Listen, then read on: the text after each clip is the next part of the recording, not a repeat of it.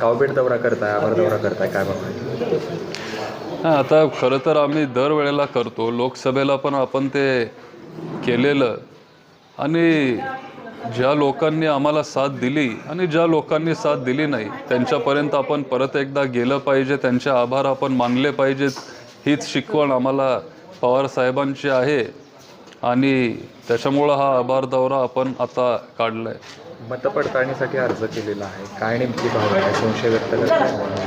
नाही, खरं तर अख्ख्या महाराष्ट्रामध्ये एक संशयाचं एक वातावरण आहे, संभ्रमाचं वातावरण आहे. फक्त बारामतीतच नाही, जर फक्त इथं असतं तर मग वेगळी गोष्ट आहे. पण अख्ख्या राज्यात जे मोठे मोठे दिग्गज आहेत, कधी न हरणारे नेते, ते तिथं हरलेत.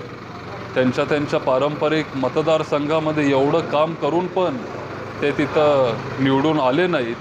आणि नक्की हे का झालं